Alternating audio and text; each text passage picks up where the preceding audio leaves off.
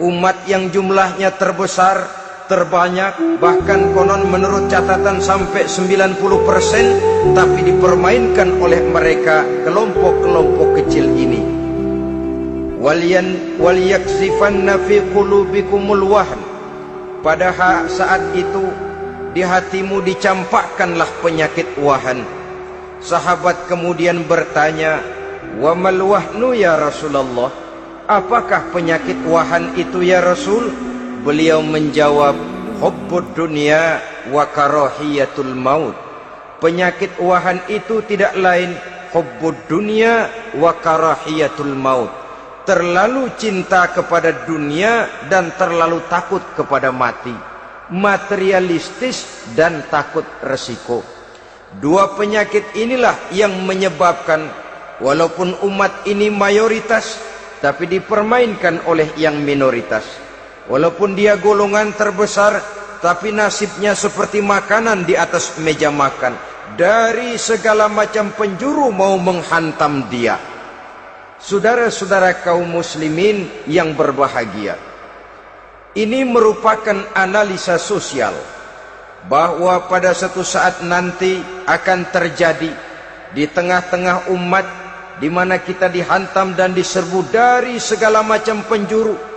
Akidah didangkalkan, peradaban dan kebudayaan dirusak, makanan dan minuman diracuni, pakaian ditelanjangi dan lain sebagainya, sampai kita melepaskan nilai Islam yang kita cintai ini. Kondisi sosial ini satu saat akan datang kepada kita. Demikian analisa dan peringatan dari Rasulullah sallallahu alaihi wasallam. Marilah sekarang kita melihat, adalah benar bahwa di zaman sekarang kita insya Allah tidak akan mengalami perang Badar sehebat yang pernah dialami oleh Rasul dan para sahabatnya. Tetapi sesungguhnya perang yang kita hadapi di zaman sekarang ini tidak kalah hebatnya dengan perang Badar, tidak kurang dahsyatnya dengan perang Uhud, tidak kurang ngerinya dari perang Khandaq. Hanya saja yang kita hadapi sekarang ini bukan ujung pedang, bukan ujung tombak, bukan ujung panah. Yang kita hadapi sekarang ini adalah perang akidah, perang ideologi, perang mempertahankan keyakinan. Yang kalau kita kalah sekarang, kita memang masih beragama. Tetapi anak kita, cucu kita, generasi yang akan hidup 5, 10, 20, 30 tahun yang akan datang, wallahu a'lam bissawab. Islam, saudara-saudaraku, tidak mungkin hilang dari dunia. Tetapi tidak mustahil Islam gulung tikar dari desa kita. Tidak mustahil Islam gulung tikar dari kampung dan kota kita, jikalau kita tidak menjaganya, jikalau kita tidak memeliharanya, bahkan jikalau kita tidak mewariskannya kepada anak-anak kita, generasi yang akan datang. Marilah kita mengingat sejenak bagaimana Islam di Spanyol yang pernah jaya, pernah mewarnai daratan Eropa, dan yang sekarang hanya sekedar tinggal ceritanya saja. Ini pernah diperingatkan oleh Rasul dalam satu hadis, sayati ala ummati zamanun la yabqal Islam illa ismun wala minal Quran illa rasmun. Akan datang satu masa di tengah umatku di mana pada masa itu Islam ada tapi hanya tinggal sekedar namanya saja, dan Quran pun ada tapi cuma sekedar tinggal tulisannya saja. Apabila kita tidak mewariskan ini kepada generasi yang akan datang, maka serbuan-serbuan dari berbagai macam penjuru dari hari ke hari semakin kita rasakan kehebatannya. Tidak mustahil sejarah Spanyol akan terjadi di desa kita, akan terjadi di kampung kita, akan terjadi di kota kita. Orang Spanyol kalau mereka cerita kepada anaknya, mereka akan cerita, "Nak, di sini dulu ada masjid." Kapan, Pak? Dulu bener dah. Banyak orang Islam kalau hari Jumat pada sembahyang, kapan itu, Pak? Dulu sekali. Sekarang cuma sekedar tinggal ceritanya saja. Bukankah sesuatu yang sangat tidak mustahil apabila kita tidak menjaga dan mewariskan Islam ini kepada generasi yang akan datang, maka serbuan-serbuan akan membawakan hasil yang diinginkan oleh para penyerbu itu tadi.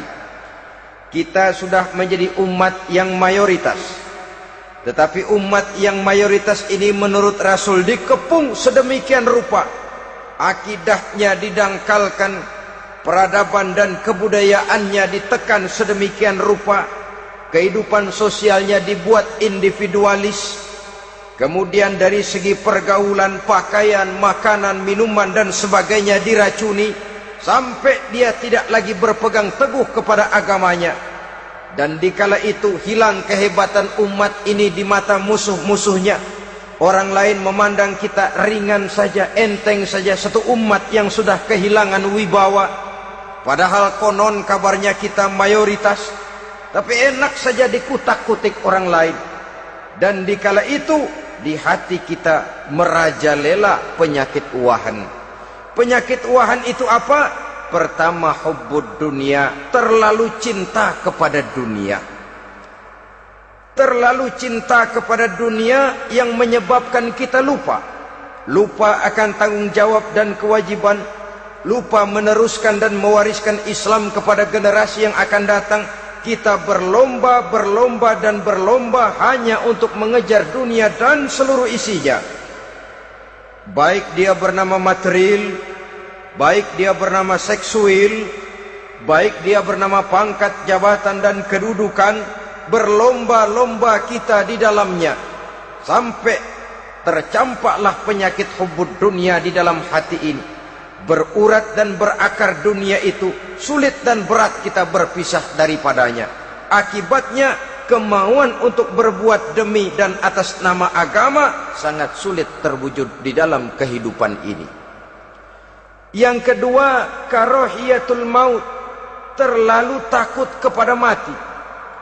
Baik mati ajal, mati dalam artian yang sebenarnya, baik mati usahanya, baik mati karirnya, baik mati pangkat dan jabatannya. Sehingga dengan demikian akibatnya jatuhlah kita menjadi umat yang kehilangan wibawa di mata orang lain.